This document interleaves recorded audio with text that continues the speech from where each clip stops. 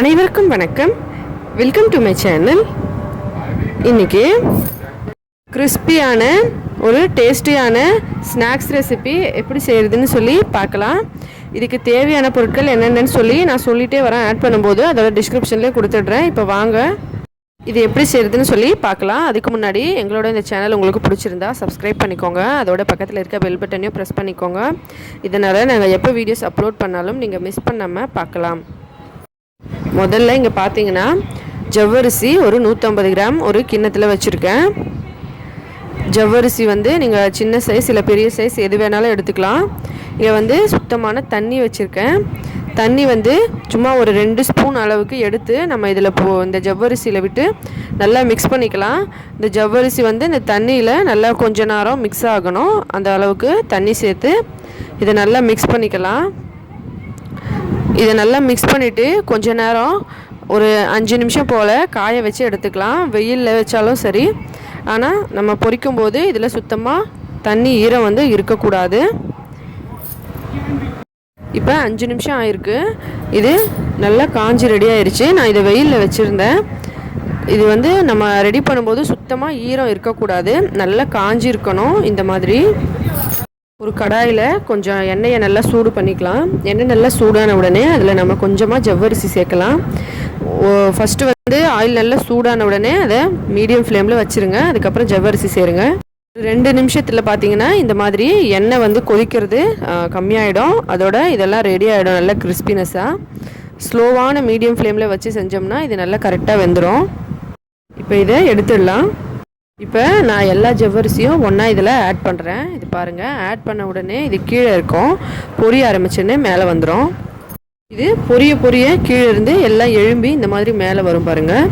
மேலே வந்த பிறகும் நம்ம ஸ்லோவான ஃப்ளேமில் ஒரு 2 நிமிஷம் இதை நல்லா ஃப்ரை பண்ணணும். ஒரு 2 நிமிஷத்தில் பார்த்தோம்னா இந்த மாதிரி எண்ணெய் கொதிக்கிறது அப்படியே கம்மியாயிடும். அப்போ வந்து இது ரெடி ஆயிடுச்சுன்னு அர்த்தம். இப்போ நம்ம இதை எடுத்துடலாம். நல்லா கிறிஸ்பினஸாக ஆயிடுச்சு. இப்போ எடுக்கலாம். இந்த மாதிரி ரொம்ப ஈஸியாக இந்த ஸ்நாக்ஸ் வந்து நம்ம ரெடி பண்ணிடலாம். ஆனால் ரொம்ப கிறிஸ்பியாக இருக்கும் இந்த ஸ்நாக்ஸை. இது பாருங்கள், பார்க்குறதுக்கே வந்து எவ்வளோ சூப்பராக நல்லா பொரிஞ்சு வந்திருக்கு. இது எல்லாத்தையும் நம்ம இப்போ எடுத்துடலாம். இப்போ இதே ஆயிலில் கொஞ்சம் வேர்க்கடலை சேர்த்துக்கலாம். ஒரு 50 கிராம் போல்.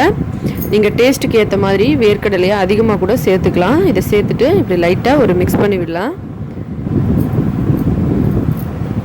உங்களுக்கு எந்த அளவுக்கு வேர்க்கடலை சேர்க்கணுமோ நீங்கள் அந்த அளவுக்கு சேர்த்துக்கலாம். அதே மாதிரி ஜவ்வரிசியும் உங்களுக்கு எந்த அளவுக்கு சேர்க்கணுமோ அந்த அளவுக்கு சேர்த்துக்கலாம், டேஸ்ட்டுக்கு ஏற்ற மாதிரி. பாருங்கள், வேர்க்கடலை வந்து நல்லா ஃப்ரை ஆகிடுச்சு. இதையும் நம்ம இப்போ எடுத்துடலாம். பாருங்கள், வேர்க்கடலை பார்க்குறதுக்கு நல்ல கலர் சேஞ்ச் ஆகி வந்திருக்கு. அதோட நல்ல வாசனையாக இருக்குது. இப்போ பாருங்கள், ஜவ்வரிசி வேர்க்கடலை ரெண்டுத்தையுமே நம்ம எண்ணெயில் போட்டு நல்லா பொரித்து எடுத்துட்டோம். இதை வந்து நீங்கள் பொரிக்கும் போது ஜவ்வரிசியை பார்த்து பொரிங்க. சுத்தமாக ஈரம் வந்து இருக்கவே கூடாது. இப்போ இதை ஒரு தட்டில் நம்ம கொட்டிக்கலாம். உங்களுக்கு தேவைப்பட்ட மாதிரி காரத்தையும் உப்பையும் சேர்த்துக்கலாம். சும்மா லைட்டாக கொஞ்சம் மிளகாத்தூள் நான் சேர்க்குறேன், அதோட உப்பு சேர்க்குறேன். இப்போ இதை நல்லா இந்த மாதிரி மிக்ஸ் பண்ணி விட்டுடலாம். பெப்பர் வேணும்னாலும் நீங்கள் மிளகாத்தூளுக்கு பதில் சேர்த்துக்கலாம், உப்பு சேர்த்துக்கலாம். இதை வெறும் உப்பு சேர்த்து கூட சாப்பிடலாம், நல்லாயிருக்கும். காரம் வந்து கொஞ்சம் கம்மியாக சேர்த்துக்கோங்க. வெயில் டைமில் வந்து அதிகமாக காரம் சேர்த்துக்காதீங்க. ஏன்னா ஏற்கனவே நம்ம ஆயிலில் இதை ஃப்ரை பண்ணியிருக்கோம். அதனால் காரம் வந்து கம்மியாக சேர்த்துக்கோங்க. உடம்புக்கு நல்லதில்லை அதிகமாக ஆயிலும் காரமும். அதனால் கொஞ்சம் காரத்தை கம்மி பண்ணிக்கோங்க. இப்போ பாருங்கள், இது எவ்வளோ சூப்பராக ரெடி ஆயிடுச்சு. கண்டிப்பாக ட்ரை பண்ணி பாருங்கள். முக்கியமான குறிப்பு என்னென்னா, நீங்கள் ஜவ்வரிசியை பொரிக்கும் போது சுத்தமாக ஈரம் இருக்கக்கூடாது. அப்படி பொரிக்கும் போது நீங்கள் பார்த்து பொரிங்க. முதல்ல கொஞ்சமாக ஆட் பண்ணுங்கள், வெடிக்கலைன்னா அதுக்கப்புறம் பொரிங்க. இல்லைனா கொஞ்சம் நேரம் வெயிலில் வச்சு அதுக்கப்புறம் ஃப்ரை பண்ணுங்கள். இந்த வீடியோ உங்களுக்கு பிடிச்சிருந்தா லைக் பண்ணுங்கள், உங்களோட ஃப்ரெண்ட்ஸுங்களுக்கெல்லாம் ஷேர் பண்ணுங்கள். எங்களோட இந்த சேனல் உங்களுக்கு பிடிச்சிருந்தா சப்ஸ்கிரைப் பண்ணிக்கோங்க. மேலும் இதே போல் இன்னும் பல வீடியோஸ் பார்க்குறதுக்கு நன்றி, வணக்கம்.